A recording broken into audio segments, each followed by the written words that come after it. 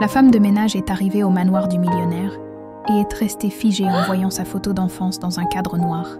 La lumière matinale de Lyon filtrait à travers les rideaux de lin lorsqu'Élodie Bertrand s'arrêta devant les imposantes grilles en fer forgé de la Villa Moreau. Elle resserra nerveusement son écharpe autour de son cou, malgré la douceur de ce début d'automne. Cette demeure, perchée sur les hauteurs du quartier de Fourvière, dominait la ville comme un temple silencieux gardant ses secrets. « Allez, courage !» murmura-t-elle pour elle-même en pressant la sonnette. À 26 ans, Élodie n'avait pas le luxe de l'hésitation. Depuis que sa grand-mère Marguerite s'était éteinte 3 mois plus tôt, les factures s'accumulaient sur sa table de cuisine. L'appartement modeste qu'elle partageait dans le quartier de la Croix-Rousse était désormais trop cher pour elle seule. La grille s'ouvrit dans un grincement métallique.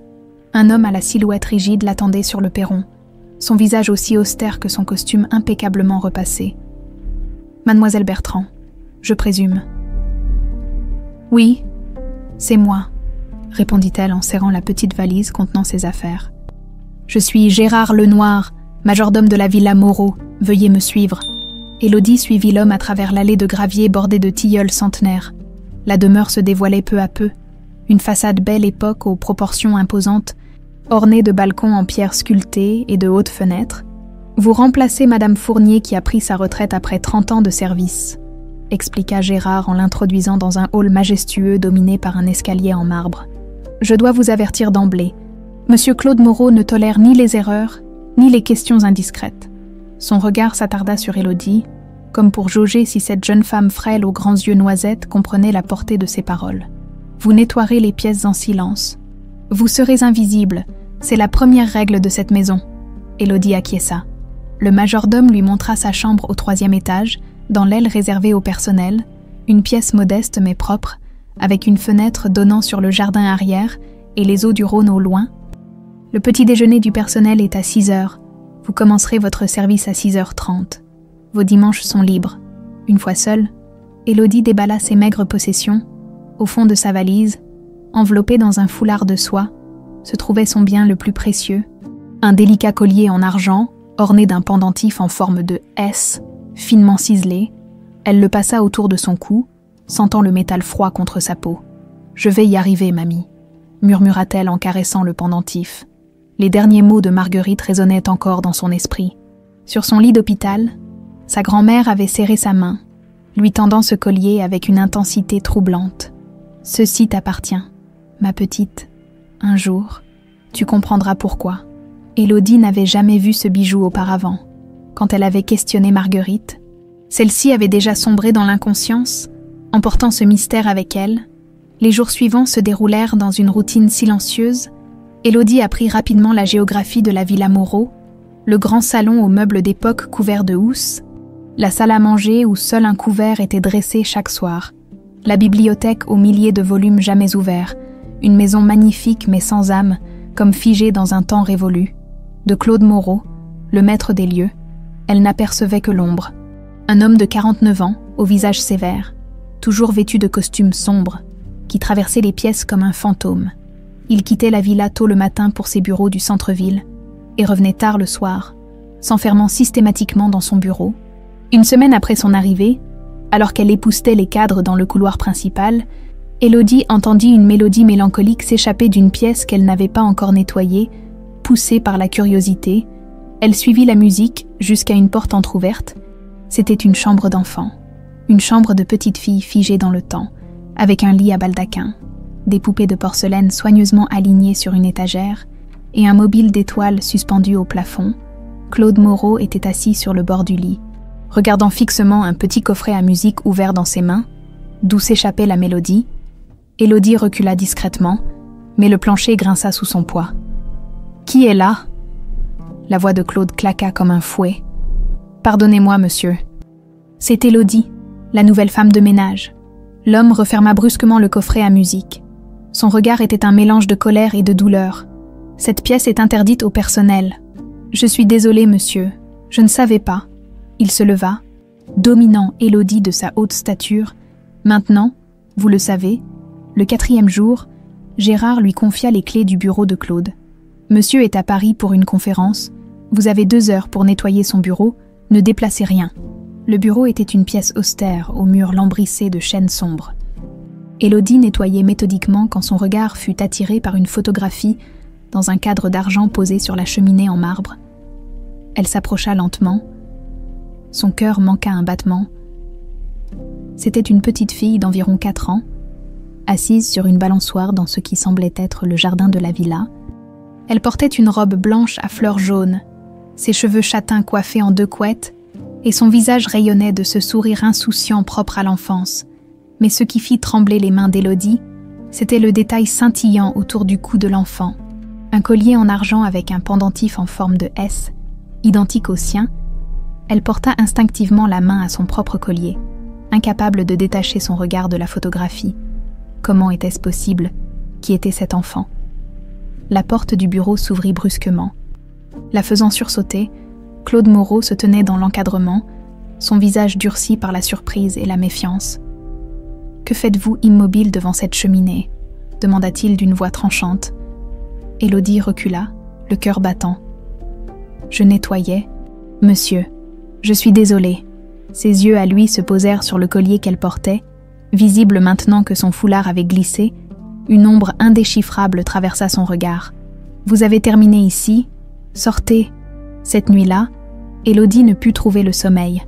Allongée dans son lit étroit, elle fixait le plafond, revoyant sans cesse l'image de cette petite fille et son collier identique au sien.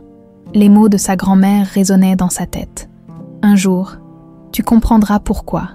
Le lendemain matin, incapable de contenir sa curiosité, elle aborda Gérard alors qu'ils préparaient ensemble le petit déjeuner. « Monsieur Lenoir, puis-je vous demander qui est l'enfant sur la photo dans le bureau de Monsieur Moreau ?»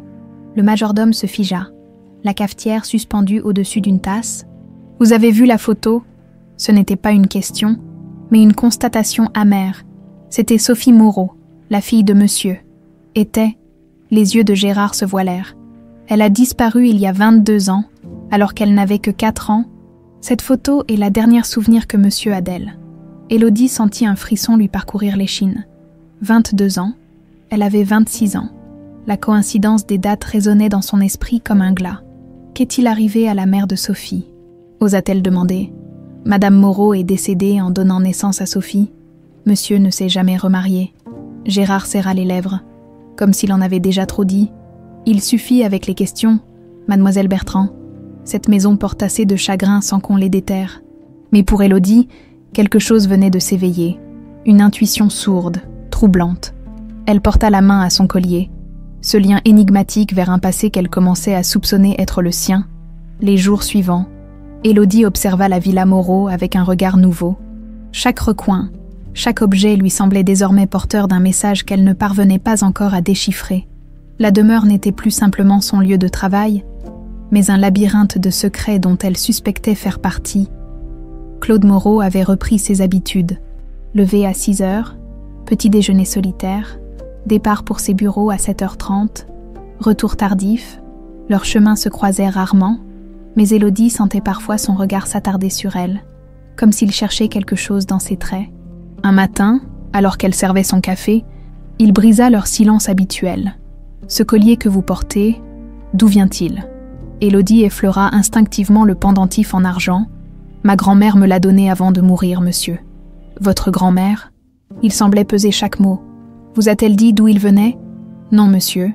Elle m'a simplement dit qu'il m'appartenait et qu'un jour, je comprendrai pourquoi. » Claude se raidit imperceptiblement, puis reprit son journal sans un mot de plus. Mais ses mains tremblaient légèrement en tournant les pages. Ce jeudi-là, le planning d'Élodie incluait le nettoyage complet du bureau. Cette fois, Gérard lui remit les clés avec une mise en garde. « Monsieur Moreau a une réunion importante en ville. Il rentrera à 18h. Le bureau doit être impeccable et exactement comme vous l'avez trouvé. » Une fois seule dans la pièce austère, Élodie se dirigea immédiatement vers la photographie sur la cheminée, la fillette au collier identique au sien, Sophie Moreau, disparue depuis 22 ans. Son cœur battait à tout rompre tandis qu'elle examinait le cliché en détail. « Qui étais-tu, Sophie ?» murmura-t-elle. « Et quel lien y a-t-il entre nous ?»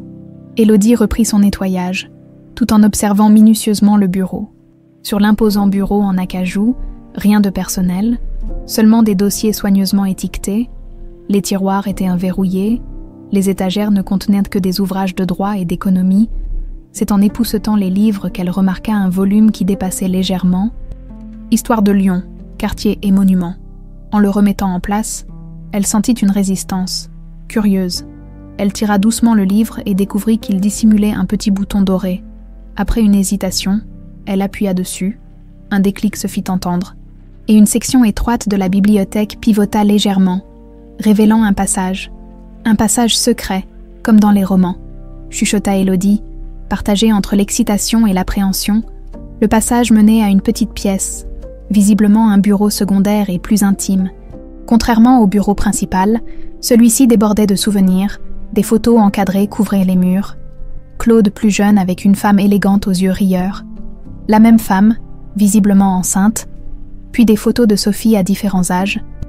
De nouveau-née jusqu'à cette dernière image sur la balançoire. Sur un secrétaire ancien trônait un dossier épais, marqué Sophie. Élodie l'ouvrit avec des doigts tremblants. Il contenait des rapports de police, des articles de journaux jaunis, des lettres de détectives privés. Tous racontèrent la même histoire tragique, la disparition inexpliquée d'une fillette de 4 ans un après-midi d'octobre 1999, alors qu'elle était sous la garde de Véronique Delaunay, amie proche de la famille. La police soupçonne un enlèvement. Écrivait le Progrès de Lyon. Aucune demande de rançon n'a été reçue. Un article plus récent, daté de 5 ans auparavant, évoquait l'affaire jamais résolue de la disparition de l'héritière Moreau et mentionnait la détermination infatigable d'un père à retrouver sa fille disparue. Élodie referma le dossier, le cœur serré. L'horloge du bureau indiquait déjà 17h30. Elle devait partir avant le retour de Claude. Mais alors qu'elle s'apprêtait à refermer le passage secret, son regard fut attiré par une petite boîte en bois de rose, posée sur une étagère. Elle ne put résister. À l'intérieur de la boîte se trouvaient des bijoux d'enfant, un bracelet en or avec un charme en forme d'étoile, une paire de boucles d'oreilles en forme de papillon et un écrin de velours bleu. Élodie l'ouvrit et resta pétrifiée. L'écrin contenait un collier identique au sien, mais avec un petit papier indiquant « Pour les 5 ans de Sophie, jamais offert. Mon Dieu !» souffla-t-elle, refermant précipitamment la boîte. Elle remit tout en place et sortit du passage secret, veillant à ce que la bibliothèque retrouve exactement sa position initiale, juste à temps, à peine avait-elle repris son plumeau que la porte du bureau s'ouvrit, révélant non pas Claude, mais une femme élégante d'une 50aine d'années. « Qui êtes-vous » demanda la femme, son ton impérieux contrastant avec son sourire calculé. « Élodie Bertrand, la nouvelle femme de ménage, madame. »« Ah oui, Gérard m'a parlé de vous. » Elle s'avança, tendant une main manucurée. Véronique Delaunay, associée et amie de Claude. Véronique Delaunay, le nom de la personne qui gardait Sophie le jour de sa disparition. Élodie serra sa main avec une appréhension qu'elle tenta de dissimuler. « Vous vous plaisez ici ?» continua Véronique, parcourant la pièce du regard comme pour vérifier que tout était en ordre. « Oui, madame. C'est une très belle maison. » Le regard de Véronique s'arrêta sur le collier d'Élodie. Quel joli bijou. Son ton était devenu glacial. On dirait presque un bijou de famille. « C'est un cadeau de ma grand-mère, » répondit Élodie. Mal à l'aise, Véronique s'approcha, examinant le pendentif avec une intensité dérangeante. « Un S. Intéressant. Pour quel prénom ? Je ne sais pas. Ma grand-mère ne me l'a jamais dit. » Les yeux de Véronique se plissèrent. « Votre grand-mère, elle s'appelait comment ? » « Marguerite Bertrand. Et vos parents ?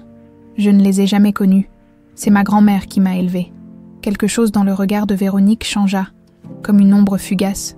Cette maison a des secrets. « Mademoiselle Bertrand, des secrets qu'il vaut mieux ne pas remuer. » Son ton était doux, mais ses paroles résonnèrent comme une menace. « Je vous conseille de vous contenter de faire votre travail, sans fouiner. » Elle se dirigea vers la porte, puis se retourna. « Oh, et je préfère que vous ne mentionniez pas notre petite conversation à Claude.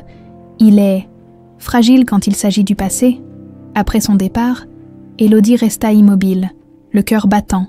Les pièces du puzzle commençaient à s'assembler dans son esprit, formant une image aussi terrifiante qu'incroyable.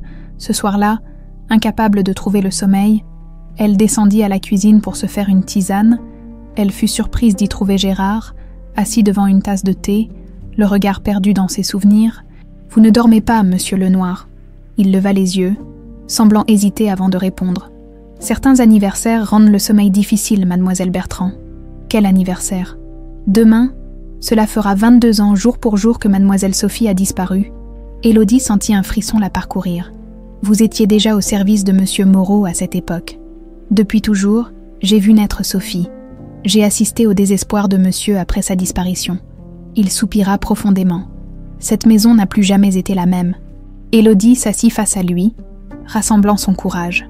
« Monsieur Lenoir, j'ai rencontré madame Delaunay aujourd'hui. » Gérard se raidit visiblement. « Elle était là le jour où Sophie a disparu, n'est-ce pas ?»« Oui, » répondit-il sèchement. « Elle était censée la surveiller pendant que je faisais des courses.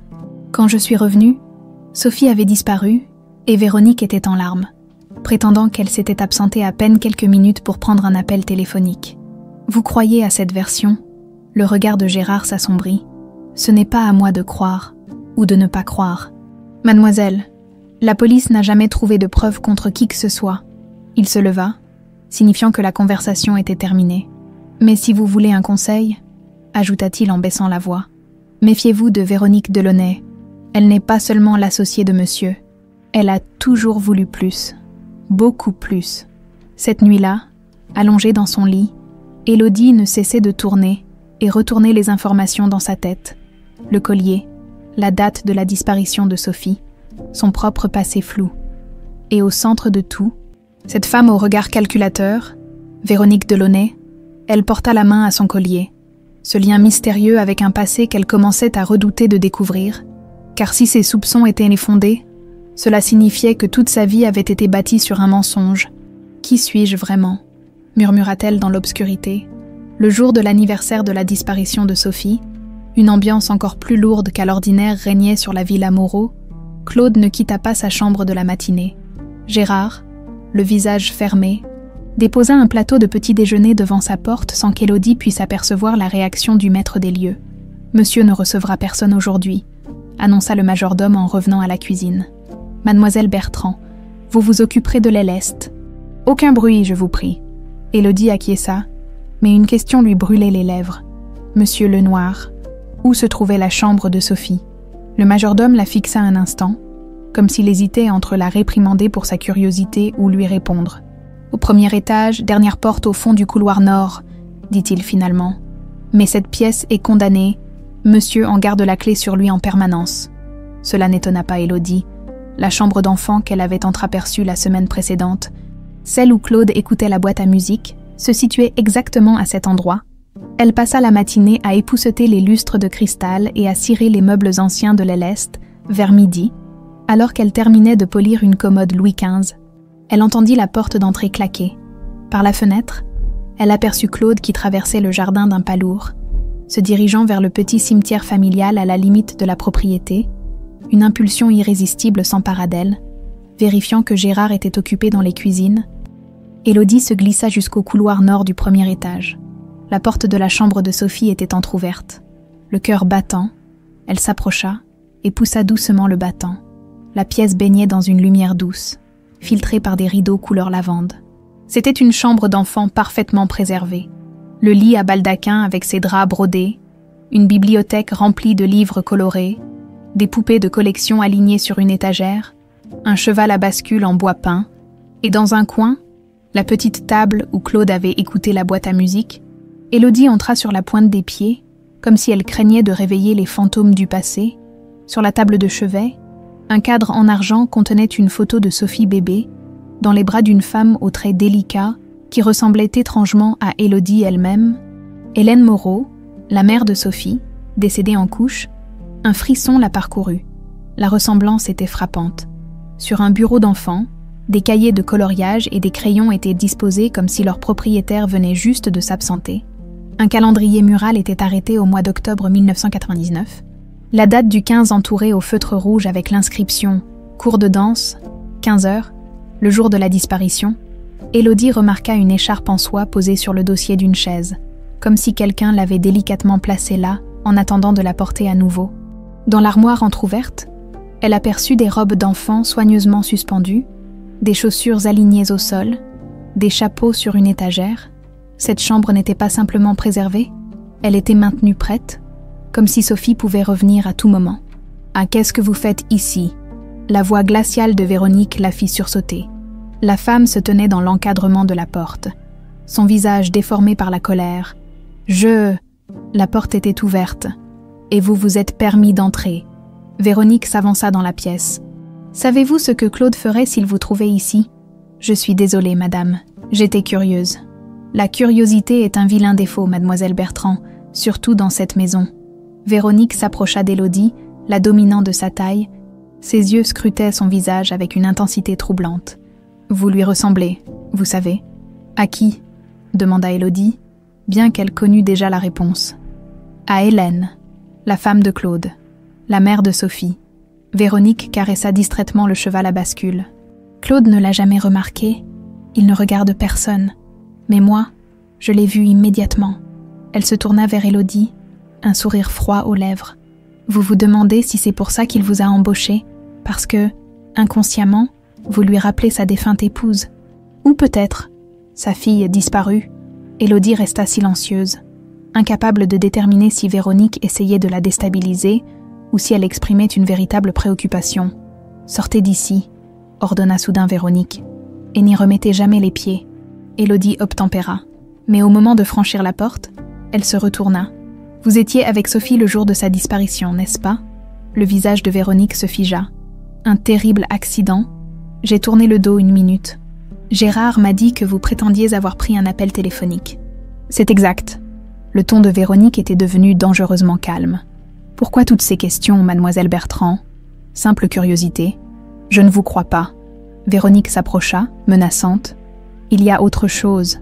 Quelque chose que vous ne dites pas. » Élodie soutint son regard. « Je ne suis qu'une employée qui fait son travail, madame, rien de plus. »« Menteuse !» siffla Véronique. « Je vous ai à l'œil, Élodie Bertrand. Un faux pas, et je vous ferai renvoyer. » Après cette confrontation, Élodie redoubla de prudence. Pendant 2 jours, elle se contenta d'effectuer ses tâches sans poser de questions, observant la dynamique étrange entre Claude et Véronique qui venaient dîner presque chaque soir à la villa. Claude semblait tolérer sa présence plutôt que l'apprécier. Véronique, en revanche, tournait autour de lui avec une sollicitude qui frisait l'obsession, guettant ses moindres réactions, plaçant accidentellement sa main sur la sienne, riant exagérément à ses remarques les plus banales. Le 3e jour, alors qu'Élodie servait le café dans le salon, elle surprit une conversation qui confirma ses soupçons. « Je t'ai apporté les contrats pour la fusion avec Darnaud Industries », disait Véronique, tendant une chemise à Claude. « Merci, je les examinerai demain. »« Claude, cela fait 22 ans. » La voix de Véronique s'était adoucie. « Tu ne penses pas qu'il serait temps de tourner la page ?» Il leva vers elle un regard dur. « Je n'abandonnerai jamais, Véronique. Jamais. Je ne parle pas d'abandonner. Juste de vivre à nouveau. » Elle posa sa main sur son bras. « Nous pourrions... » « Il n'y a pas de nous, Véronique. » Il se dégagea doucement mais fermement. Il n'y en a jamais eu. Le visage de Véronique se durcit momentanément, avant qu'elle ne compose un sourire résigné. « Bien sûr, je comprends. Je suis ton amie, Claude. Je serai toujours là pour toi. » Élodie se retira discrètement, mais pas assez rapidement pour éviter le regard venimeux que Véronique lui lança. Ce soir-là, alors qu'elle rangeait la vaisselle du dîner, Gérard vint la rejoindre dans la cuisine. « Vous marchez sur des œufs, mademoiselle Bertrand, » dit-il sans préambule. « Pardon, madame Delaunay m'a demandé un rapport sur votre travail. Elle insinue que vous êtes trop curieuse. » Élodie posa soigneusement l'assiette qu'elle essuyait. « Et qu'avez-vous répondu ? Que vous faisiez votre travail correctement ?» Il baissa la voix. « Mais soyez prudente. Véronique a beaucoup d'influence sur monsieur, plus que vous ne l'imaginez. » Élodie hésita, puis décida de se confier. « Monsieur Lenoir, j'ai besoin de savoir. Croyez-vous que Sophie soit encore vivante ?» Le vieil homme soupira profondément. « J'ai cessé de me poser cette question il y a bien longtemps, pour ma santé mentale. Mais monsieur Moreau y croit toujours, n'est-ce pas ? » Claude n'a jamais accepté la possibilité que sa fille soit morte. Il a engagé des détectives, offert des récompenses, voyagé dans toute l'Europe pour suivre la moindre piste. Gérard semblait soudain très las. Un père qui cherche son enfant ne renonce jamais. « Et vous, qu'en pensez-vous ? Que s'est-il vraiment passé ce jour-là » Gérard regarda autour de lui, comme s'il craignait d'être entendu. « Je n'ai jamais cru à la version de Véronique. un appel téléphonique de 3 minutes, et une enfant de 4 ans disparaît sans laisser de traces. Sans qu'aucun voisin ne voie rien. Il secoua la tête. J'ai toujours pensé qu'il y avait plus dans cette histoire. Vous soupçonnez Madame Delaunay? Je ne dis pas ça. Il leva une main en signe de prudence. Je dis simplement que Véronique a toujours été obsédée par Claude, même avant son mariage avec Hélène. Elle n'a jamais supporté qu'il en aime une autre. Un bruit de pas les interrompit. Claude se tenait à l'entrée de la cuisine, l'air épuisé. « Gérard, pourriez-vous m'apporter un cognac dans mon bureau ?»« Tout de suite, monsieur. » Avant de partir, Claude posa son regard sur Élodie. Il semblait sur le point de dire quelque chose, mais se ravisa et sortit. « Il vous observe, vous savez, » dit Gérard doucement, « depuis que vous êtes arrivé. Pourquoi ? Peut-être pour la même raison que vous l'observez. » Le majordome prépara le plateau avec le cognac. « Cette maison est pleine de fantômes, mademoiselle Bertrand. Certains sont plus réels que d'autres. » Sur ces paroles énigmatiques, il quitta la cuisine, laissant Élodie seule avec ses questions sans réponse et ce sentiment grandissant que son destin était inexorablement lié à celui de la Villa Moreau et de ses habitants. Le premier dimanche d'Élodie à la Villa Moreau coïncida avec un ciel d'automne d'un bleu limpide. Profitant de son jour de congé, elle décida de se rendre au cimetière de la Croix-Rousse où reposait Marguerite. Elle avait besoin de réfléchir, loin de l'atmosphère oppressante de la villa et des regards inquisiteurs de Véronique. Arrivée devant la tombe modeste, Élodie déposa un petit bouquet de chrysanthèmes et s'agenouilla sur la pierre froide. « Mamie, j'aurais tant besoin de tes conseils maintenant, » murmura-t-elle, caressant la dalle de marbre gris. « Qu'as-tu essayé de me dire avec ce collier? Qui suis-je vraiment ?» Les souvenirs remontèrent par vagues, Marguerite lui racontant qu'elle l'avait recueilli à l'âge de 4 ans, après que sa mère, prétendument une nièce éloignée, soit morte dans un accident. Aucune photo, aucun document, aucune preuve de cette histoire, juste la parole de Marguerite, que l'enfant qu'était Élodie n'avait jamais songé à remettre en question. « M'as-tu menti toutes ces années, ou ne savais-tu pas toi-même la vérité ?» Le vent d'octobre agitait les feuilles des platanes, comme un chuchotement qu'elle ne parvenait pas à comprendre. Élodie se releva, déterminée. Il était temps de chercher des réponses concrètes. Sa première étape fut la bibliothèque municipale de Lyon, dans la section des archives locales. Elle demanda les journaux de l'automne 1999. La préposée lui apporta plusieurs bobines de microfilm. « Vous cherchez quelque chose en particulier, mademoiselle ? Des articles sur une disparition d'enfant, une petite fille de 4 ans, en octobre 1999 ?» La femme hocha la tête. « L'affaire Sophie Moreau, vous n'aurez pas de mal à trouver. C'était en première page pendant des semaines. » Élodie sentit son cœur s'accélérer. « Vous vous en souvenez ? Tout Lyon s'en souvient, ma petite. Claude Moreau était, et toujours, l'un des hommes les plus influents de la région. Sa fille qui disparaît mystérieusement. C'était l'affaire du siècle. » Installée devant le lecteur de microfilm, Élodie fit défiler les journaux. Le Progrès du 16 octobre 1999 titrait en gros caractères « Disparition mystérieuse à Fourvière, l'héritière Moreau introuvable ». Les articles détaillaient les circonstances. Sophie avait disparu de la villa en plein après-midi, alors qu'elle était sous la garde de Véronique Delaunay, amie proche et associée de Claude Moreau. Malgré d'intenses recherches policières, aucune trace de l'enfant n'avait été retrouvée. Les jours suivants, les titres devinrent plus dramatiques. Enlèvement de Sophie Moreau, aucune demande de rançon. Puis, le désespoir d'un père, Claude Moreau offre 1 million de francs pour retrouver sa fille. Une photo montrait Claude, le visage ravagé, tenant la même photographie qu'Élodie avait vue sur la cheminée. À ses côtés, Véronique Delaunay, visiblement bouleversée, une main posée sur son épaule en signe de soutien. Un article daté du 30 octobre attira particulièrement l'attention d'Élodie. Il mentionnait que la police a interrogé à plusieurs reprises Véronique Delaunay, dernière personne à avoir vu Sophie vivante. Bien que certains éléments de son témoignage semblent incohérents, aucune charge n'a été retenue contre elle, faute de preuves. Plus troublant encore, un entrefilet en bas de page évoquait la mystérieuse disparition du dossier médical de Sophie à l'hôpital Édouard Herriot. Élodie continua sa recherche. Les articles sur Sophie s'espacèrent avec le temps, remplacés par des faits divers plus récents, mais chaque anniversaire de la disparition ramenait l'affaire en première page, avec toujours la même photo de la fillette souriante et son collier en forme de S. 5 ans après la disparition, Un article mentionnait que, malgré l'absence de pistes concrètes, Claude Moreau refuse de faire déclarer sa fille décédée et continue de financer des recherches privées à travers toute l'Europe. Élodie nota soigneusement toutes ces informations, puis se dirigea vers un ordinateur public pour poursuivre ses recherches. Elle tapa « Orphelinat Lyon, 1999 » dans le moteur de recherche. Plusieurs établissements apparurent.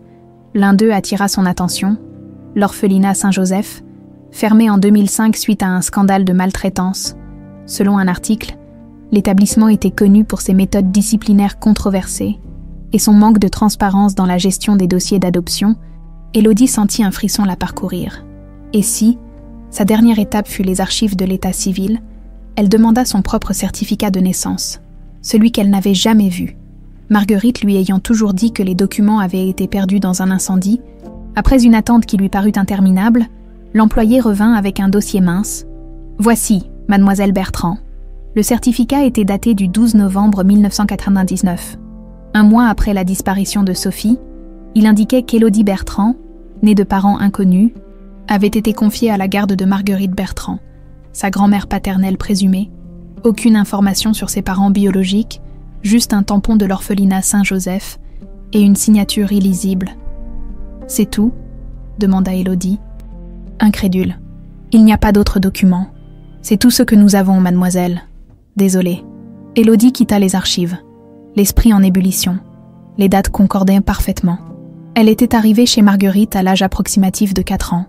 Un mois après la disparition de Sophie Moreau, le collier, la ressemblance avec Hélène Moreau, les réactions de Claude et Véronique, tout pointait vers une conclusion incroyable.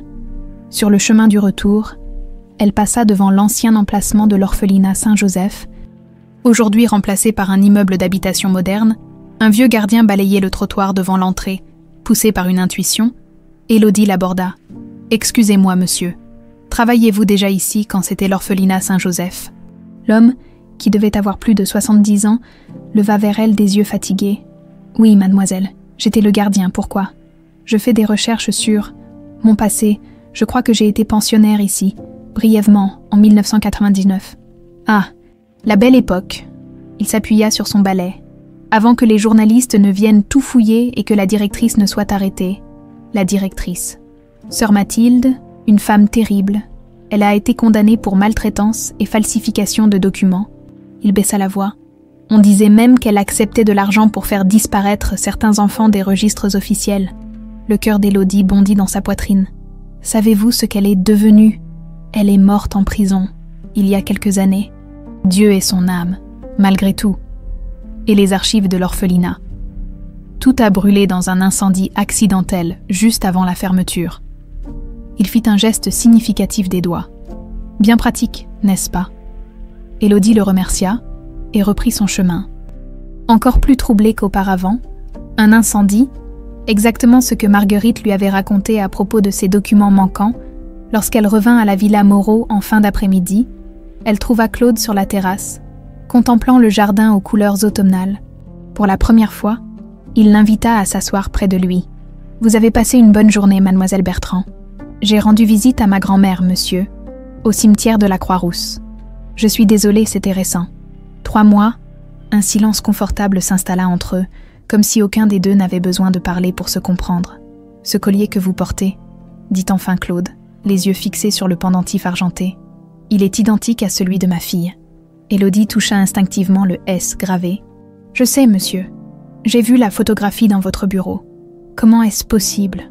Je l'ignore.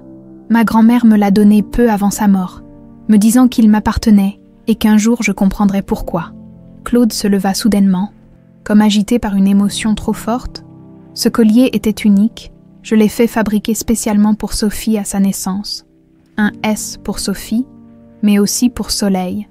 C'est ainsi qu'Hélène, ma défunte épouse, appelait notre fille « mon petit soleil », disait-elle.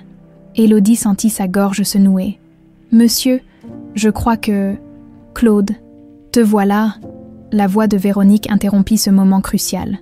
Elle s'avançait sur la terrasse, élégante dans un tailleur bordeaux, un dossier à la main. « J'ai les derniers chiffres du 3e trimestre. Nous devons en discuter avant la réunion de demain. » Son regard passa de Claude à Élodie, s'arrêtant sur leur proximité avec une désapprobation manifeste. « Je ne vous dérange pas, j'espère ?»« Pas du tout, » répondit Claude, reprenant son masque d'impassibilité. Mademoiselle Bertrand allait justement se retirer. Élodie se leva, comprenant le congé. Mais avant de partir, Claude lui dit doucement « Nous reprendrons cette conversation un autre jour, mademoiselle. » Cette nuit-là, Élodie ne trouva pas le sommeil. Les pièces du puzzle étaient presque toutes en place, ne laissant qu'une conclusion vertigineuse. Elle, Élodie Bertrand, était vraisemblablement Sophie Moreau, l'héritière disparue de la famille la plus puissante de Lyon. Mais une question cruciale demeurait sans réponse. Quel rôle Marguerite avait-elle joué dans cette histoire ? Avait-elle été complice de l'enlèvement ou simplement une femme au grand cœur qui avait recueilli une enfant abandonnée ? Et surtout, que ferait Véronique Delaunay si la vérité éclatait au grand jour ? Le lendemain matin, Élodie observait Claude et Véronique prendre leur petit déjeuner dans la véranda, prétendant être occupée à ranger les porcelaines. Véronique parlait affaires, gesticulant avec animation, tandis que Claude hochait distraitement la tête. Son regard perdu dans le jardin, il semblait à des années-lumière de cette conversation. « Claude, tu m'écoutes ?» s'impatienta Véronique, posant sa main sur la sienne. Il retira doucement sa main. « Bien sûr, la fusion avec Darnaud d'Industrie. »« Exactement. C'est crucial pour l'expansion du groupe. » Elle se tourna vers Élodie. « Mademoiselle Bertrand, nous n'avons plus besoin de vous. » Élodie s'inclina légèrement et quitta la pièce, sentant le regard de Véronique lui brûler le dos. Cette femme représentait un danger. Elle en était désormais convaincue. À midi, Claude annonça qu'il partait pour Paris jusqu'au lendemain soir. Une réunion importante avec des investisseurs, Véronique l'accompagnerait à la gare avant de se rendre à leur bureau du centre-ville. C'était l'occasion qu'attendait Élodie. Dès que la Bentley de Claude disparut dans l'allée, elle monta directement au bureau principal, sachant qu'elle y avait officiellement accès pour le nettoyage hebdomadaire, mais cette fois, elle se dirigea sans hésiter vers la bibliothèque secrète. Le bouton derrière le livre « Histoire de Lyon » activait toujours le mécanisme. Élodie se glissa dans le passage et referma soigneusement la porte derrière elle. Dans le bureau secret, elle se mit immédiatement à chercher des preuves plus concrètes. Le dossier Sophie contenait principalement des articles de presse et des rapports de détectives qu'elle avait déjà parcourus lors de sa première visite. Mais cette fois, elle remarqua un tiroir verrouillé dans le secrétaire ancien. Élodie examina la serrure. Simple, probablement facile à crocheter. Retournant rapidement dans le bureau principal, elle prit une épingle à cheveux dans son chignon et revint au secrétaire. Après quelques tentatives maladroites, elle entendit un déclic satisfaisant. Le tiroir contenait un seul objet, un épais album relié de cuir bleu nuit, avec les initiales SM gravées en lettres d'or. Élodie s'installa dans le fauteuil près de la fenêtre et ouvrit délicatement l'album. La première page contenait une photographie d'Hélène Moreau enceinte, radieuse, une main posée sur son ventre rond, en dessous, une inscription « En attendant notre petit soleil, juin 1995 ». Les pages suivantes documentaient chronologiquement la vie de Sophie, sa naissance à la clinique Saint-Joseph de Lyon, ses premiers sourires, ses premiers pas. Chaque photo était soigneusement légendée de la main élégante de Claude. Élodie tournait les pages avec émotion, découvrant une vie qu'elle ne se rappelait pas avoir vécue. Sophie soufflant sa première bougie, Sophie dans les bras de son père devant le sapin de Noël, Sophie faisant du tricycle dans le jardin de la villa. Sur chaque photo, la petite fille portait le fameux collier en argent. Au milieu de l'album, une enveloppe était glissée entre deux pages. Élodie l'ouvrit, les mains tremblantes. Elle contenait un certificat de naissance au nom de Sophie Hélène Moreau. Née le 5 juillet 1995 à Lyon, fille de Claude-Alexandre Moreau et d'Hélène Juliette Moreau, née de Vereau, décédée le jour même des suites de l'accouchement, si Élodie était bien Sophie, cela signifiait qu'elle venait d'avoir 30 ans, et non 26, comme l'indiquaient ses faux papiers. L'enveloppe contenait également un certificat médical détaillant une particularité physique de Sophie. Une petite tache de naissance en forme de croissant sur l'omoplate droite. Élodie se figea. Elle avait exactement la même marque au même endroit. Une tache qu'elle avait toujours considérée comme un simple grain de beauté sans importance. Une photo en particulier attira son attention. Sophie, âgée d'environ 3 ans, dans les bras de Véronique Delaunay. Contrairement aux autres clichés où la petite fille souriait, ici, elle semblait mal à l'aise, presque craintive. Véronique, en revanche, affichait un sourire triomphant, comme si elle exhibait un trophée. Les dernières images datèrent de l'été 1999, quelques semaines avant la disparition. Sophie à la plage. Sophie fêtant son 4e anniversaire, soufflant les bougies sur un gâteau en forme de cheval, et enfin, la dernière photo, Sophie sur la balançoire du jardin, vêtue de sa robe blanche à fleurs jaunes, celle-là même qui trônait sur la cheminée du bureau principal. Après cette ultime image, les pages restantes étaient vierges, une vie interrompue brutalement, un album inachevé. Élodie referma doucement le livre, submergée par l'émotion, si ses soupçons étaient justes, et tout semblait le confirmer. Elle feuilletait l'histoire de sa propre enfance, une période dont elle n'avait conservé aucun souvenir. Elle remit soigneusement l'album dans le tiroir, le verrouilla, et s'apprêtait à quitter le bureau secret, quand une voix la glaça sur place. « Je savais bien que vous fouiniez. » Véronique Delaunay se tenait dans l'encadrement de la porte dérobée, un sourire froid sur les lèvres. « Madame Delaunay, je pensais que vous étiez au bureau. » Manifestement, Véronique s'avança dans la pièce, son regard parcourant rapidement les lieux pour évaluer ce qu'Élodie avait pu découvrir. « J'ai oublié un dossier important. » « Quelle chance, n'est-ce pas ?» Élodie recula instinctivement. « Je nettoyais simplement. Épargnez-moi vos mensonges. » Véronique referma la porte derrière elle. « Vous cherchez quelque chose depuis votre arrivée. La question est, quoi exactement ?» La tension était palpable. Élodie décida de jouer carte sur table, ou du moins partiellement. « Je cherche à comprendre pourquoi vous me surveillez constamment, pourquoi mon collier vous perturbe tant, pourquoi Monsieur Moreau me regarde parfois comme si j'étais un fantôme. » Véronique s'approcha, menaçante. « Et qu'avez-vous découvert, petite fouineuse ?» La ressemblance entre moi et Madame Hélène Moreau, le fait que j'ai approximativement l'âge qu'aurait Sophie aujourd'hui, le collier identique. Les yeux de Véronique se plissèrent. « Et quelle conclusion en tirez-vous ?»« Je n'en sais rien. » Élodie soutint son regard. « Peut-être que ce ne sont que des coïncidences. » Un rire sec échappa à Véronique. « Des coïncidences ? Dans quel conte de fées vivez-vous ?» Elle se mit à tourner lentement autour d'Élodie, comme un prédateur cerclant sa proie. « Savez-vous ce qui arrive aux gens qui fouillent dans le passé, mademoiselle Bertrand ?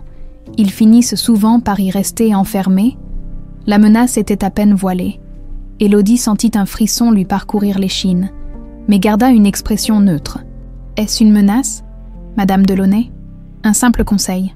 Véronique s'arrêta juste devant elle. « Faites vos valises. Quittez cette maison aujourd'hui. Oubliez tout ce que vous avez vu ou cru voir. Retournez à votre petite vie insignifiante. Et si je refuse ?» Le visage de Véronique se durcit. « Alors, je me verrai dans l'obligation d'informer Claude que sa nouvelle femme de ménage est une mythomane qui se prend pour sa fille disparue afin d'accéder à sa fortune.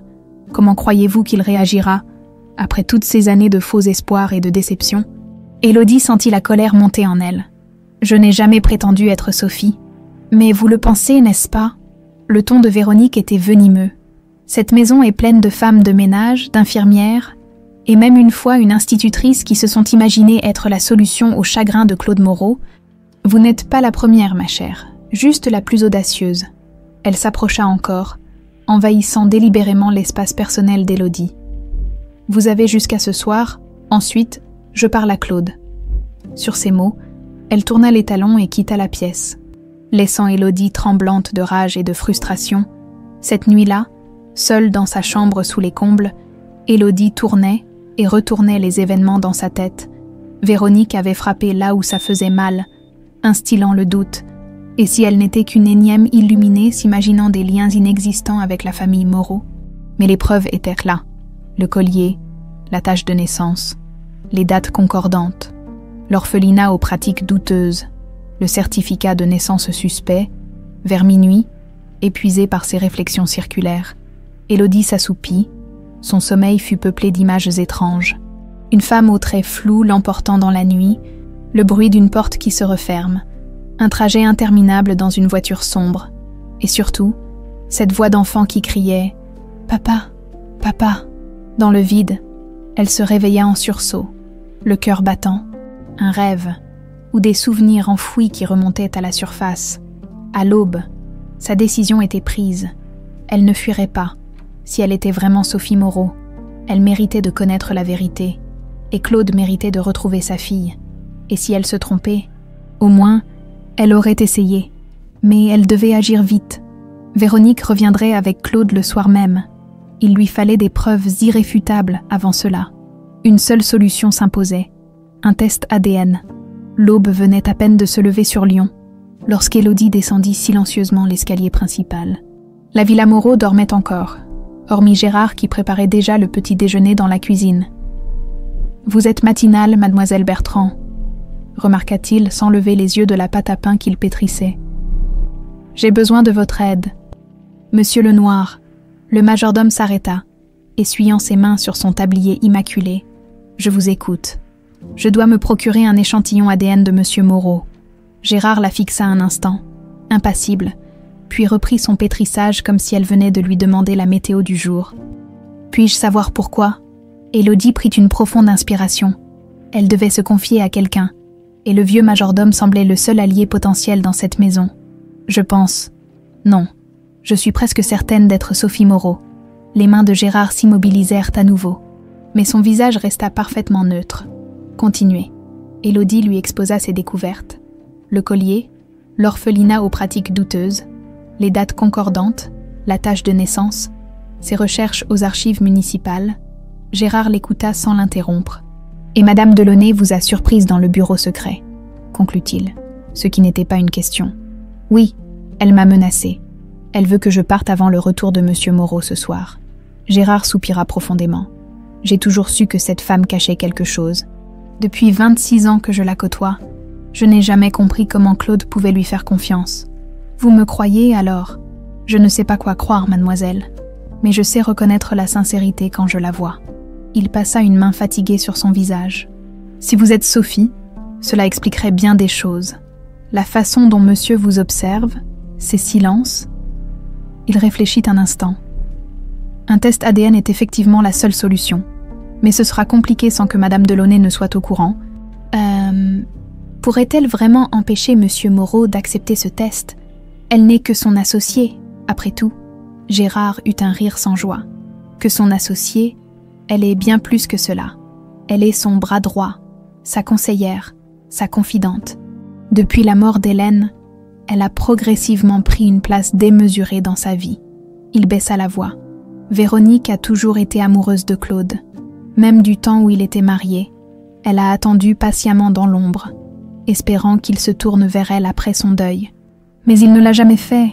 Non, le cœur de Claude est mort avec Hélène, et le peu qui en restait a été enterré le jour de la disparition de Sophie. Il secoua la tête. Véronique n'a jamais accepté cette réalité. Elle s'accroche à l'illusion qu'un jour, il la verra enfin. Élodie comprenait mieux maintenant la haine que Véronique lui vouait. Si elle était vraiment Sophie, son retour anéantirait 26 années d'efforts patients pour conquérir Claude. « Aidez-moi, monsieur Lenoir, s'il vous plaît. » Le majordome sembla peser le pour et le contre, puis hocha lentement la tête. « Monsieur utilise toujours la même brosse à cheveux en poil de sanglier. Elle se trouve dans le tiroir supérieur de sa commode, quant à vous. » Il la regarda attentivement. « Cette tache de naissance que vous mentionnez en forme de croissant sur l'omoplate droite, puis-je la voir ?» Élodie hésita un instant, puis tourna le dos et abaissa légèrement le col de son chemisier, révélant la marque distinctive. Gérard s'approcha, ajusta ses lunettes et examina la tache. Ses mains tremblaient légèrement. « Mon Dieu !» murmura-t-il. « C'est exactement la même. J'ai changé les couches de Sophie pendant 4 ans, cette marque. Je la reconnaîtrai entre 1000. » Élodie sentit son cœur s'accélérer. C'était la première confirmation externe de ses soupçons. « Vous allez m'aider, alors ?» Oui, sa décision semblait prise. Mais nous devons être prudents, très prudents. La matinée passa lentement, tandis qu'Élodie accomplissait ses tâches habituelles.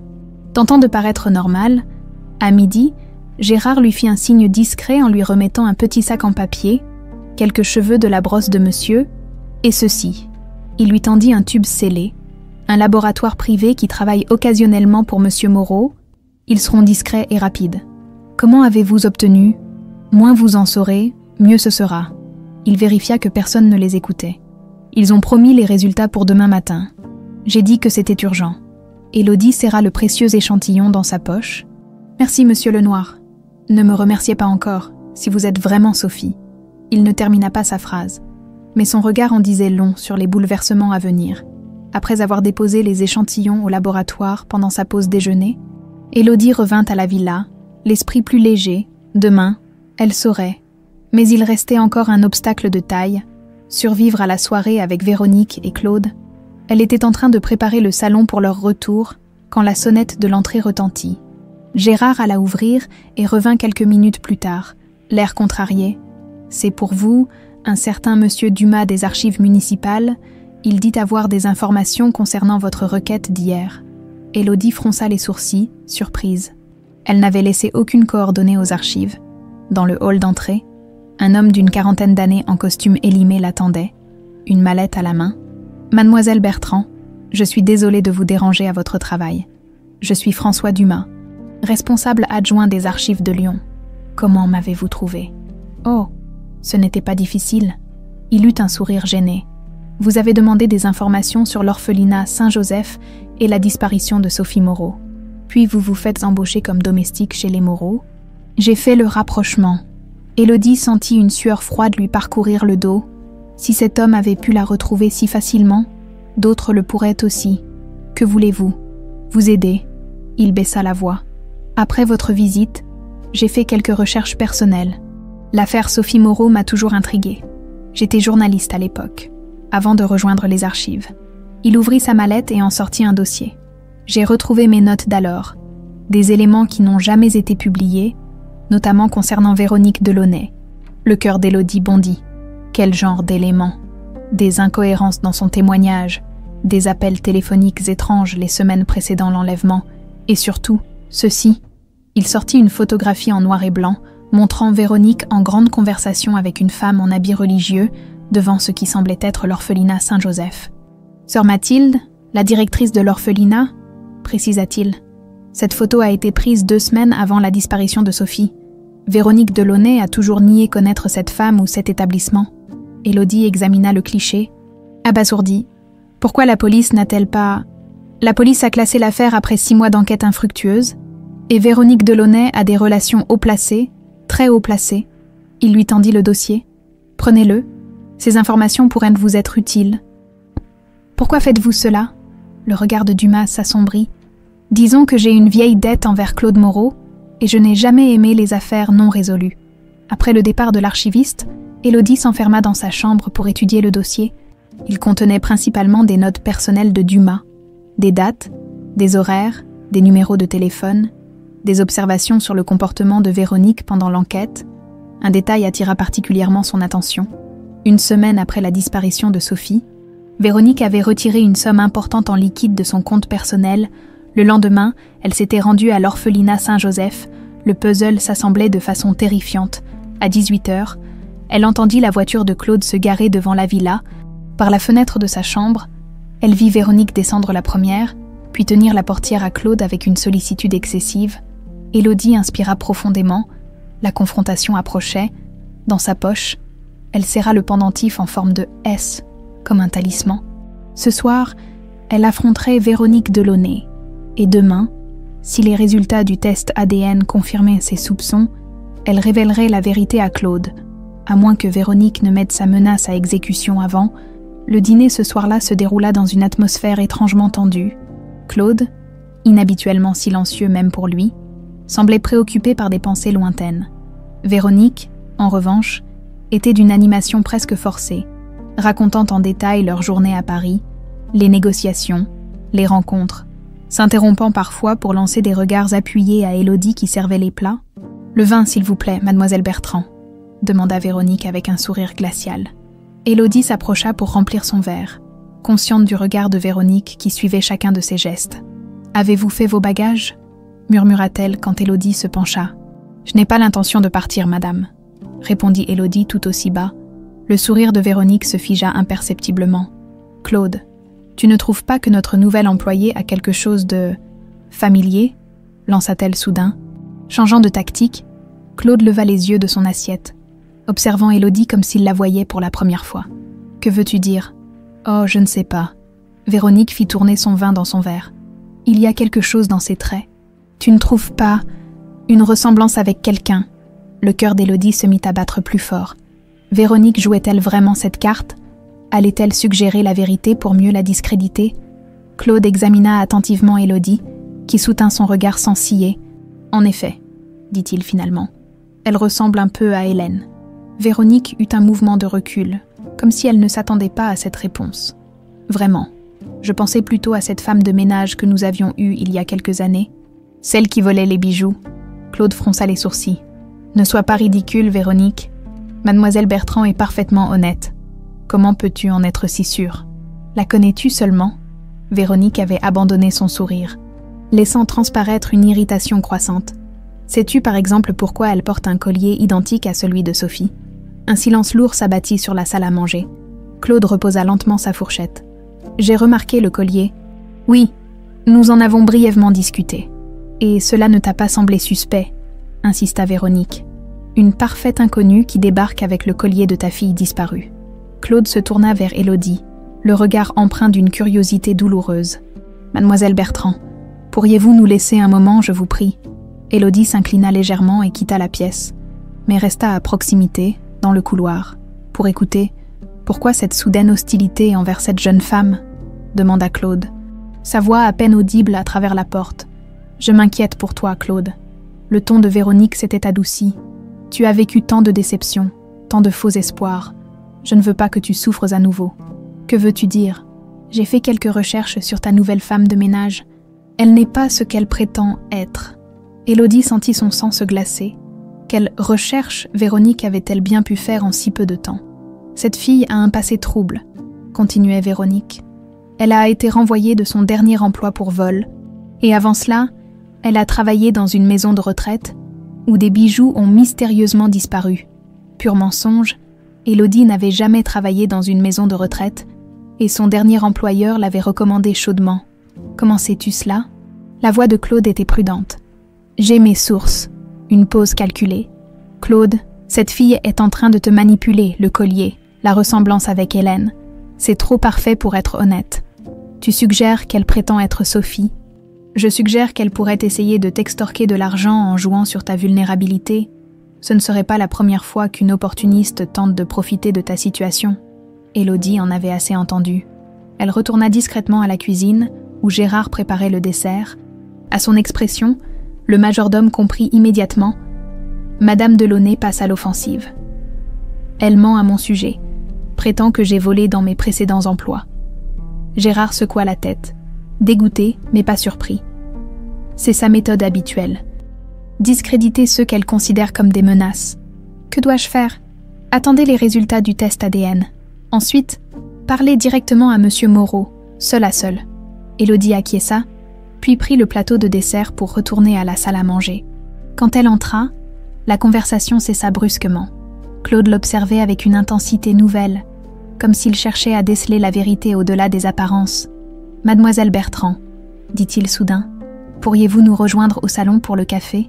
J'aimerais vous poser quelques questions. » « Bien sûr, monsieur. » Le regard que lui lança Véronique était meurtrier. Une fois au salon, Claude s'installa dans son fauteuil préféré, tandis que Véronique prenait place sur le canapé adjacent. Élodie servit le café, attendant l'interrogatoire avec appréhension. « Mademoiselle Bertrand, depuis combien de temps viviez-vous avec votre grand-mère avant son décès ?» La question la prit au dépourvu. « Depuis aussi longtemps que je m'en souvienne, monsieur, elle m'a élevée seule après la mort de mes parents.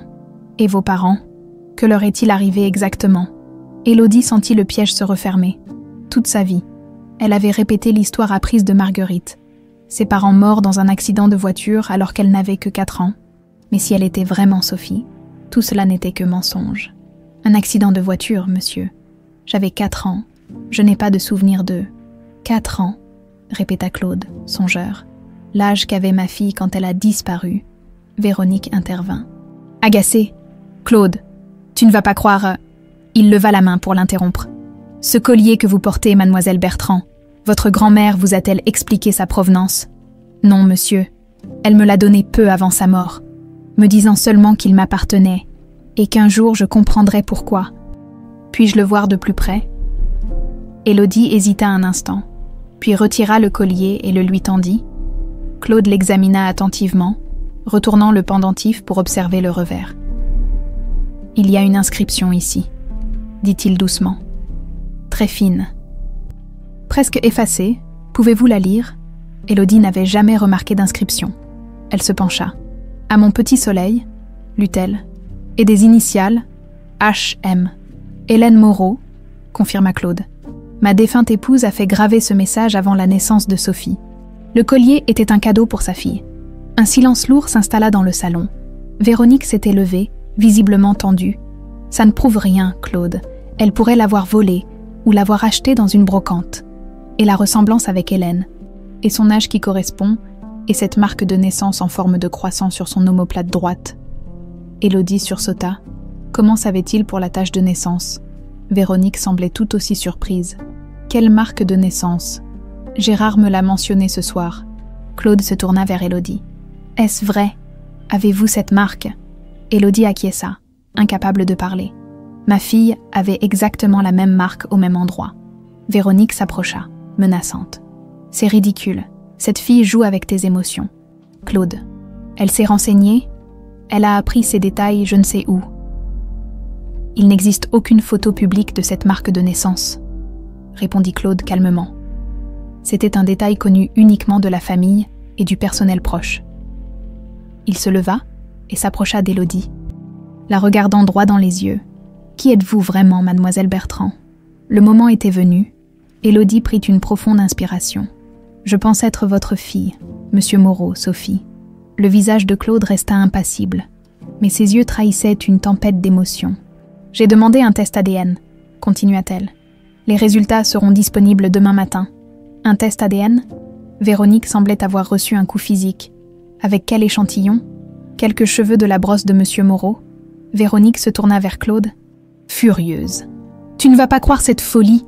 C'est évident qu'elle cherche à t'extorquer de l'argent. » Claude l'ignora, continuant de fixer Élodie. « Si vous êtes vraiment Sophie, que vous est-il arrivé ce jour-là? » « Je ne m'en souviens pas. Monsieur, je n'ai aucun souvenir antérieur à ma vie avec Marguerite. » « Bien sûr qu'elle ne s'en souvient pas, » s'écria Véronique, « parce que ce n'est pas Sophie. » Claude se tourna lentement vers elle, une lueur nouvelle dans le regard. « Tu sembles bien déterminée à me convaincre. »« Véronique, pourquoi cela te bouleverse-t-il autant ?» Pour la première fois depuis qu'Élodie la connaissait, Véronique sembla perdre contenance. « Je ne veux pas te voir souffrir à nouveau. Tu as déjà traversé tant d'épreuves. »« Un test ADN, » répéta Claude, comme pour lui-même. « Oui, c'est la solution. » Il se tourna vers Élodie. « Demain, dès que les résultats seront disponibles, venez me voir dans mon bureau, seule. » Ce soir-là, Élodie ne parvint pas à trouver le sommeil. Demain, sa vie basculerait d'une façon ou d'une autre. Soit elle découvrirait enfin qui elle était vraiment, soit elle perdrait tout ce qu'elle avait cru entrevoir ces derniers jours. Dans sa tête résonnaient les mots de Gérard. Certains secrets, une fois révélés, ne peuvent jamais être re-ensevelis. L'aube se levait à peine sur Lyon lorsqu'Élodie reçut un message du laboratoire. Les résultats étaient prêts. Avec des doigts tremblants, elle se connecta au portail sécurisé depuis son téléphone. Le document s'afficha, sobre et clinique. Probabilité de paternité, 9,98%. Son corps tout entier se mit à trembler. Ce n'était plus une intuition, une coïncidence ou un espoir fou. C'était un fait scientifique, irréfutable. Elle était Sophie Moreau. Pendant un long moment, Élodie, désormais Sophie, resta assise sur le bord de son lit, contemplant cette nouvelle réalité. 26 ans de mensonges, 26 ans d'identité volée. Qui était-elle vraiment? Élodie Bertrand, élevée par une grand-mère aimante bien que mystérieuse, ou Sophie Moreau, fille unique de l'une des familles les plus puissantes de Lyon. Arrachée à son foyer à l'âge de 4 ans, la vérité, comprit-elle, se situait quelque part entre ces deux existences. Elle était les deux femmes à la fois. Un coup discret à sa porte l'attira de sa réflexion. C'était Gérard, le visage marqué par l'inquiétude. « Les résultats ?» demanda-t-il simplement, pour toute réponse. Elle lui tendit son téléphone. Le vieil homme lut le document, puis ferma brièvement les yeux, comme si le poids de cette confirmation était presque trop lourd à porter. « Mademoiselle Sophie » murmura-t-il, utilisant pour la première fois son véritable prénom. Ce simple mot déclencha en elle une vague d'émotions qu'elle n'aurait pu anticiper. Des larmes silencieuses coulèrent sur ses joues. Gérard, abandonnant un instant son habituelle réserve, lui pressa l'épaule en un geste paternel. « Monsieur est-il réveillé ?» demanda-t-elle en essuyant ses larmes. « Dans son bureau depuis 5 heures du matin, il vous attend. Et Madame Delaunay ?» Le visage de Gérard s'assombrit. « Partit tôt ce matin pour une prétendue urgence au bureau. Je crains qu'elle ne prépare quelque chose. » Élodie acquiesça. Véronique n'abandonnerait pas sans combattre. « Merci, Monsieur Lenoir, pour tout. Allez voir votre père, Mademoiselle Sophie. Il a attendu ce moment pendant 26 ans. Son père ?» Ces mots résonnaient étrangement à ses oreilles. Toute sa vie, elle avait considéré qu'elle était orpheline. Et voilà qu'elle avait un père qui n'avait jamais cessé de la chercher.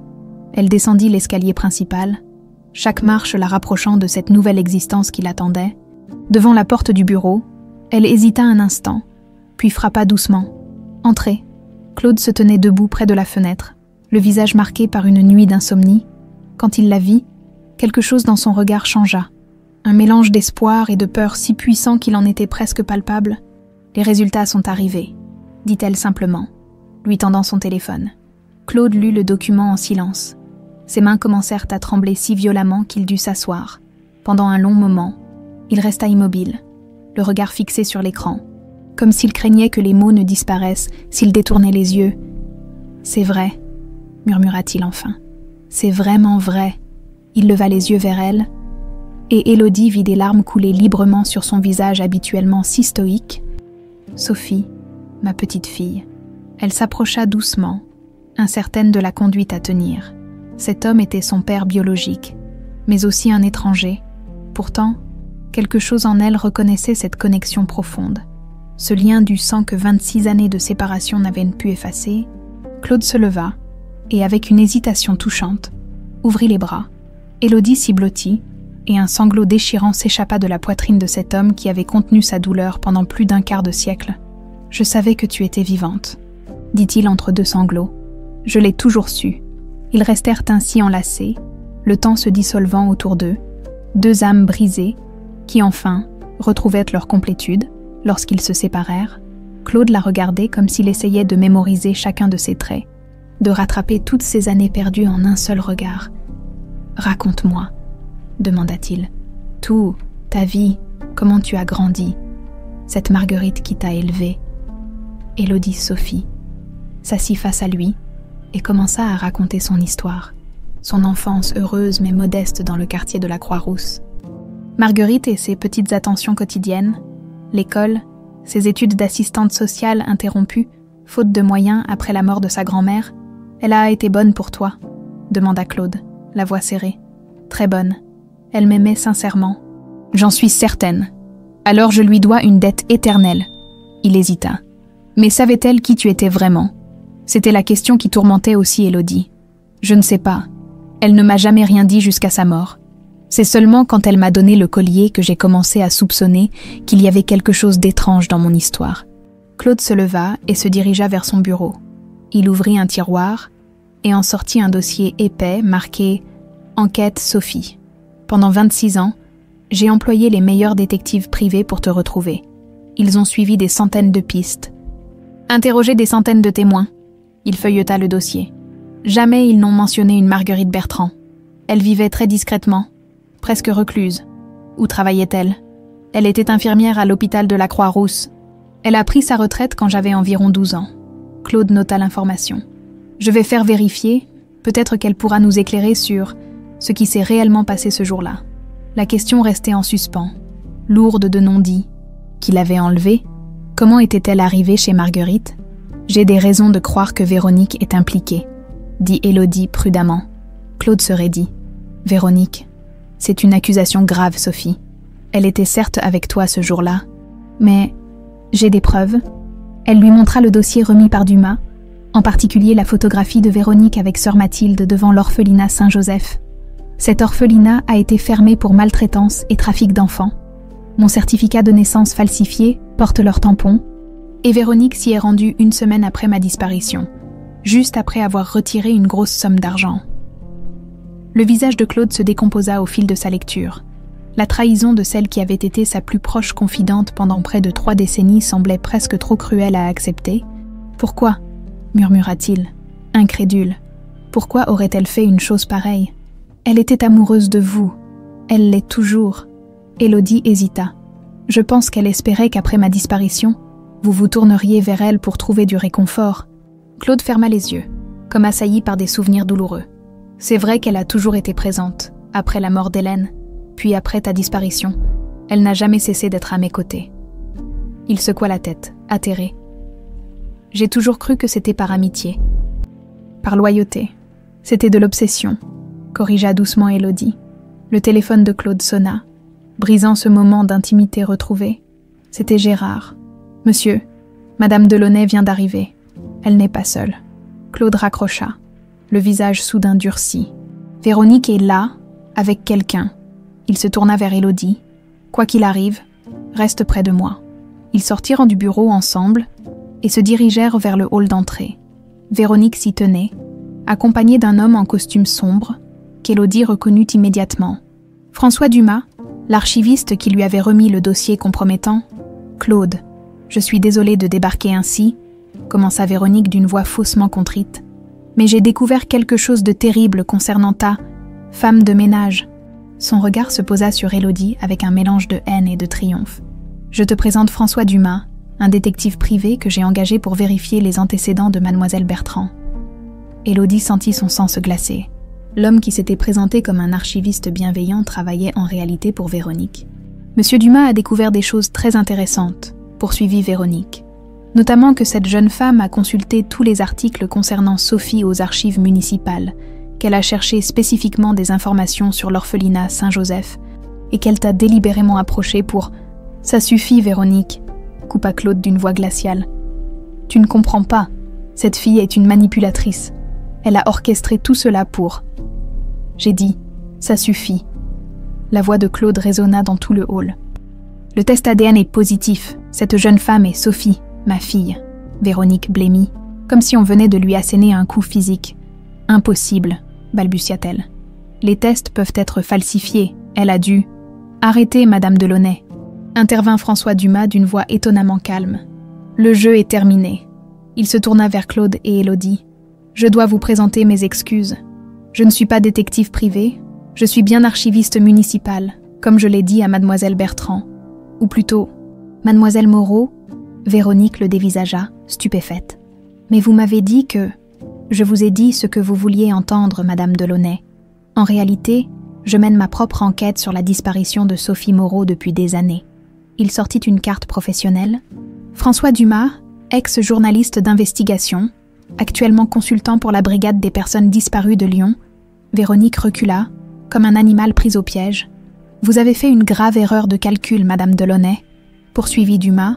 « En me demandant de surveiller Élodie Bertrand, vous m'avez conduit directement à la pièce manquante du puzzle que je cherchais depuis 26 ans. » Il se tourna vers Claude. « Monsieur Moreau, j'ai toutes les preuves nécessaires pour établir l'implication de Madame Delaunay dans l'enlèvement de votre fille, sa connexion avec sœur Mathilde de l'orphelinat Saint-Joseph, les retraits d'argent suspects, les appels téléphoniques. » Véronique semblait sur le point de s'effondrer. « Claude, tu ne peux pas croire ces mensonges. Après tout ce que j'ai fait pour toi... » Claude s'approcha d'elle, le visage empreint d'une colère froide. « Qu'as-tu fait de ma fille, Véronique ?» Véronique Delaunay se tenait immobile au milieu du hall, acculée par les regards accusateurs. Son élégance habituelle s'était effritée. Révélant une femme aux abois, dont le masque de contrôle se désagrégeait par fragments, « Je n'ai rien fait de mal, » balbutia-t-elle, les yeux rivés sur Claude. « Tout ce que j'ai fait, je l'ai fait par amour pour toi. » « Par amour, » répéta Claude. « Incrédule. Tu as kidnappé ma fille par amour. Tu ne comprends pas ?» Sa voix montait dans les aigus. « Après la mort d'Hélène, tu ne voyais plus que Sophie. Cet enfant accaparait toute ton attention, tout ton amour. J'étais là, Claude. Moi, toujours à tes côtés depuis la faculté. Je t'aimais bien avant qu'Hélène n'arrive dans ta vie. » Elle fit un pas vers lui, suppliante. « Je voulais juste te libérer pour que tu puisses enfin me voir. » Le visage de Claude se décomposa sous l'effet de l'horreur et du dégoût. « Me libérer en m'arrachant ma fille, en me condamnant à 26 ans de souffrance et d'incertitude. Ce n'était pas censé se passer comme ça. Les larmes coulaient maintenant sur le visage de Véronique. Je voulais juste l'éloigner un temps, puis te consoler, devenir indispensable à tes yeux. Mais tu n'as jamais cessé de la chercher. Jamais. Sophie observait cette femme qu'elle avait côtoyée ces dernières semaines. Cette femme qui avait détruit sa vie et celle de son père par pure obsession. Une vague de souvenirs fragmentés commençait à remonter. Une voiture sombre, des pleurs d'enfant, une voix menaçante lui ordonnant de se taire. « Qu'avez-vous fait de moi ?» demanda-t-elle, la voix tremblante. « Comment suis-je arrivée chez Marguerite Bertrand ?» Véronique se tourna vers elle, comme si elle venait seulement de réaliser sa présence. « Je t'ai confiée à sœur Mathilde à l'orphelinat Saint-Joseph, une femme abominable, mais efficace. » Un rire sans joie lui échappa. « Je lui ai donné 50 000 francs pour te faire disparaître, te placer dans une famille à l'étranger. C'était le plan. » Elle essuya rageusement ses larmes. « Mais cette vieille harpie m'a trahi. Au lieu de respecter notre accord, elle t'a placé chez cette infirmière de l'hôpital, Marguerite Bertrand, qui cherchait à adopter discrètement. » « Marguerite travaillait à l'hôpital, » s'étonna Claude. François Dumas intervint. « Oui, à l'hôpital Édouard Herriot, le même où se trouvait le dossier médical de Sophie, qui a mystérieusement disparu juste après l'enlèvement. » Une lueur de compréhension illumina le regard de Sophie. Marguerite était infirmière en pédiatrie, elle avait accès aux dossiers médicaux des enfants, et elle a reconnu Sophie, compléta Dumas. Grâce à sa tache de naissance en forme de croissant, l'affaire avait été très médiatisée. Tous les hôpitaux avaient reçu le signalement. « Mais pourquoi n'a-t-elle jamais rien dit ?» demanda Claude, perdu. « Pourquoi ne pas avoir contacté la police ?» Véronique eut un rire amer. « Parce que sœur Mathilde l'avait menacée, si elle parlait, si elle essayait de te rendre l'enfant. Elle irait en prison comme complice. Les papiers d'adoption étaient falsifiés, mais c'est son nom qui y figurait. » Dumas acquiesça gravement. Sœur Mathilde était liée à un réseau d'adoption illégale. Elle savait comment faire pression sur les familles adoptives pour qu'elles gardent le silence. « Marguerite m'a protégée, » murmura Sophie, comprenant enfin. Elle a préféré vivre dans le mensonge et la peur, plutôt que de risquer que je me retrouve à nouveau dans le système. Des larmes coulaient silencieusement sur ses joues. Toutes ces années, Marguerite avait porté ce terrible secret, sacrifiant sa propre tranquillité pour lui offrir une vie stable et aimante. Claude prit la main de sa fille, comme pour la réconforter. « Nous lui devons beaucoup, » dit-il doucement. Gérard, qui était resté silencieux jusqu'alors, s'avança vers Véronique. « J'ai toujours su que vous cachiez quelque chose, Madame Delaunay. Dès le premier jour, j'ai douté de votre version des faits. Vous ne pouvez rien prouver, » siffla-t-elle, retrouvant soudain un semblant de combativité. « Tout ceci n'est que conjecture. Il n'y a aucune preuve tangible de mon implication. »« Détrompez-vous » intervint Dumas. « J'ai retrouvé d'anciens employés de l'orphelinat qui témoigneront vous avoir vu remettre de l'argent à sœur Mathilde. J'ai des relevés bancaires montrant vos retraits suspects. Et surtout, il sortit de sa mallette un petit magnétophone. J'ai votre confession, enregistrée il y a quelques minutes dans ce hall. » Le visage de Véronique se décomposa. « C'est illégal. Vous n'avez pas le droit. » En fait, si, dans le cadre d'une enquête pour enlèvement d'enfants, c'est parfaitement recevable. Claude se tourna vers Dumas. « Que se passe-t-il maintenant ? J'ai des collègues de la police qui attendent dehors, avec votre permission. Je vais les faire entrer. » Claude acquiesça silencieusement.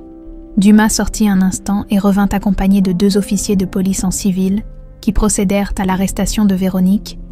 Tandis qu'il lui lisait ses droits, Véronique fixait Claude avec un mélange de désespoir et d'incompréhension. « Tout ce que j'ai fait, je l'ai fait pour toi, » répéta-t-elle comme une litanie. « Je t'ai aimé toute ma vie. L'amour ne détruit pas. »« Véronique, » répondit Claude doucement. « Il construit, il protège. Ce que tu as fait n'était pas de l'amour, c'était de l'obsession. » Les policiers emmenèrent à Véronique, qui sortit de la villa Moreau pour la dernière fois, laissant derrière elle un silence lourd de bouleversement. Dumas se tourna vers Claude et Sophie. « Vous allez devoir faire des dépositions officielles dans les prochains jours. Je ferai en sorte que tout se passe le plus discrètement possible. Mais vous devez vous préparer à une certaine attention médiatique. Cette affaire a marqué Lyon pendant des décennies. Merci pour tout ce que vous avez fait, » dit Claude en lui serrant la main. « J'ai simplement fait mon travail, » répondit modestement Dumas. « Si vous avez besoin de quoi que ce soit, N'hésitez pas à me contacter. Après son départ, Claude, Sophie et Gérard se retrouvèrent dans le salon, tous trois épuisés émotionnellement par les événements de la matinée. « C'est fini », murmura Claude, comme s'il n'osait y croire. Après toutes ces années, Sophie lui prit la main. « Pas fini, papa. Juste un nouveau commencement. » Le mot « papa » semblait étrange sur ses lèvres, à la fois étranger et profondément juste. Claude serra sa main, visiblement ému par cette simple appellation. Ils passèrent le reste de la journée ensemble. À combler peu à peu le vide des années perdues, Claude lui montra des albums photos de son enfance, des vidéos d'anniversaires oubliées, racontant chaque souvenir avec une tendresse infinie. Sophie, en retour, lui parla de sa vie avec Marguerite, des petits moments de bonheur quotidien qui avaient jalonné son existence. En fin d'après-midi, ils décidèrent de visiter le cimetière de Loyasse, où reposait Hélène Moreau. Debout devant la tombe de marbre blanc, Claude passa son bras autour des épaules de Sophie. « Elle t'aimait tellement », dit-il doucement. « Elle est partie trop tôt pour te voir grandir. Mais ses derniers mots ont été pour toi. » Qu'a-t-elle dit ? « Prends soin de notre petit soleil. » Sophie essuya une larme, pour la première fois. Elle ressentait le poids de cette double perte, celle de sa mère biologique qu'elle n'avait jamais connue, et celle de Marguerite qui l'avait élevée sans pouvoir lui révéler la vérité. « Je voudrais aussi aller sur la tombe de Marguerite, » dit-elle. Claude acquiesça. « Bien sûr, nous lui devons une immense gratitude. » Au cimetière de la Croix-Rousse, devant la tombe modeste de celle qui l'avait élevée, Sophie déposa un bouquet de roses blanches. « Merci, mamie, » murmura-t-elle. « Je comprends maintenant pourquoi tu as gardé le secret. Tu m'as protégée comme tu as pu, avec les moyens dont tu disposais. » Elle toucha le collier à son cou. « Et tu as veillé à ce que je retrouve mon chemin, même si tu n'étais plus là pour le voir. » Le soleil déclinait lorsqu'ils rentrèrent à la villa Moreau. Pour la première fois depuis 26 ans, la demeure semblait s'animer d'une énergie nouvelle, comme si elle aussi célébrait le retour de l'enfant perdu.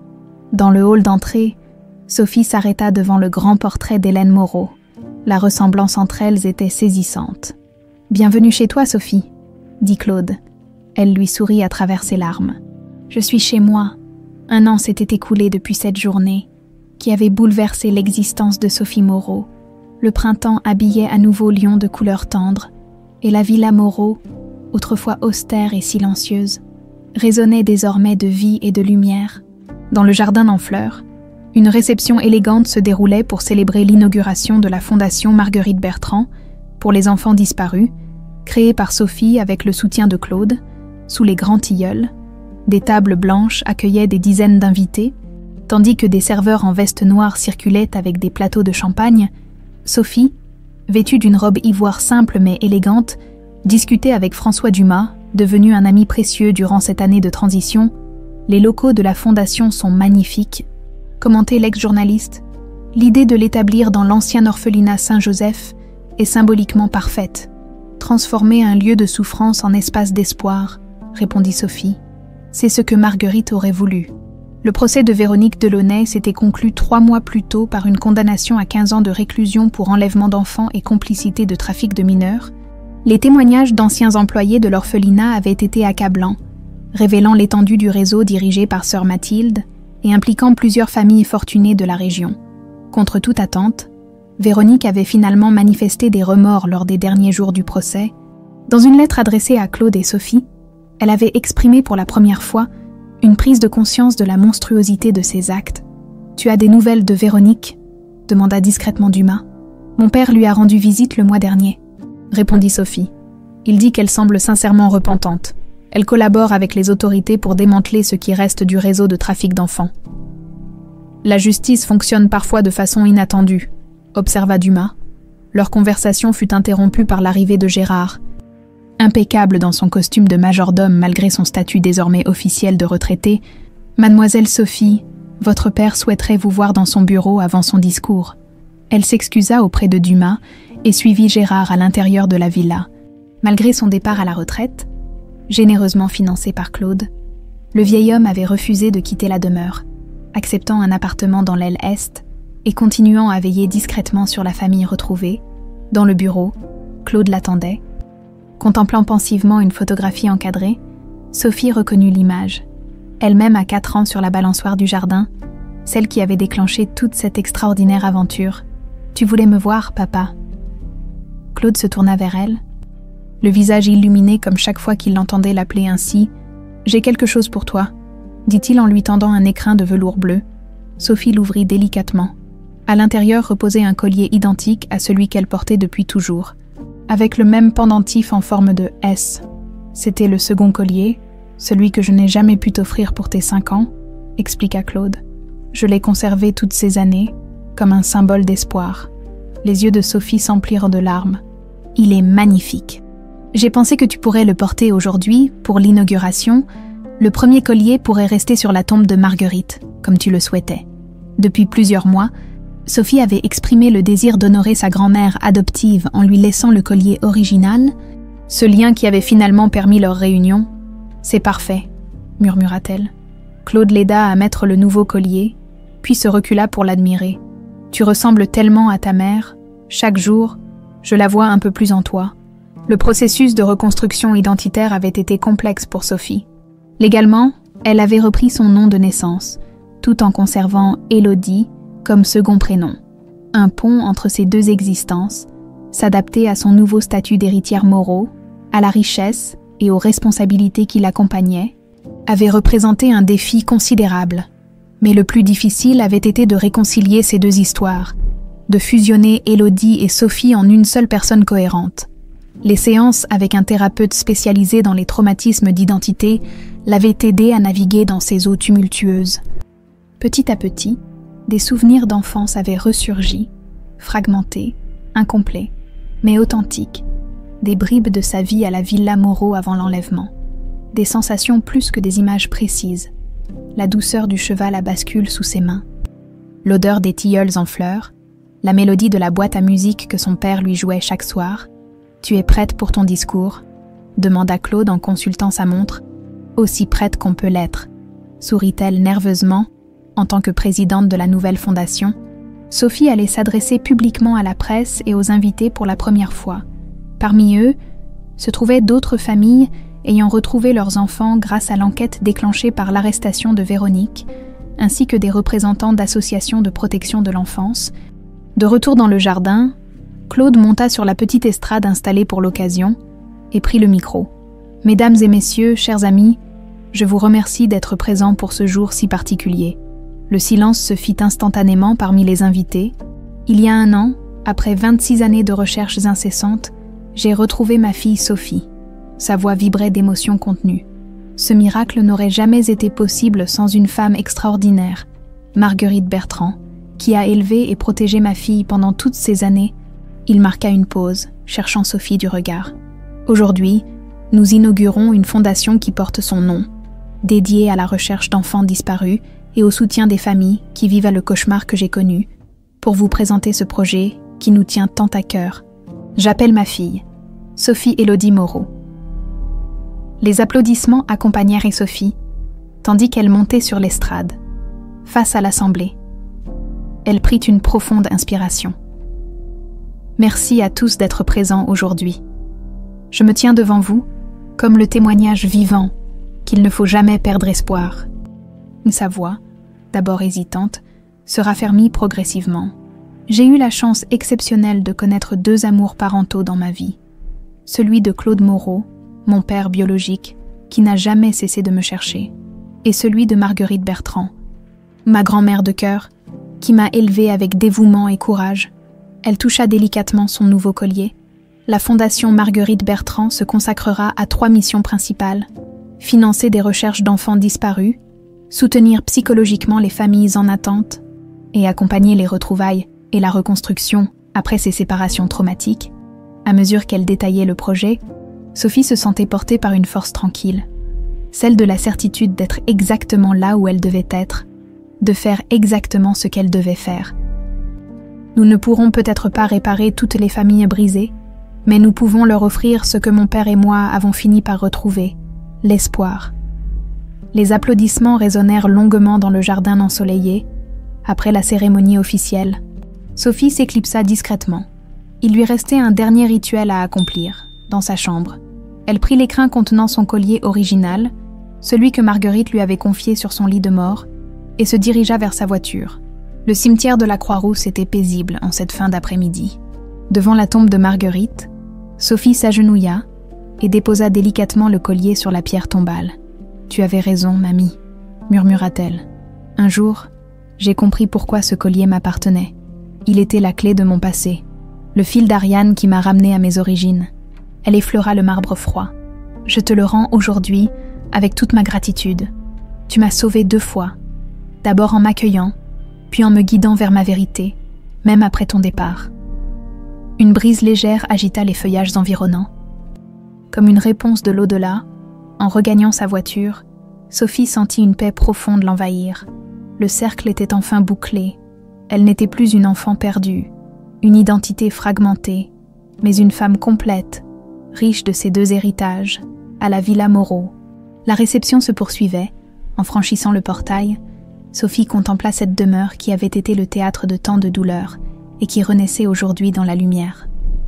Claude l'attendait sur le perron, comme s'il avait senti son retour. Père et fille échangèrent un regard empli d'une compréhension profonde, puis entrèrent ensemble dans la maison familiale où les attendait leur avenir commun, enfin retrouvé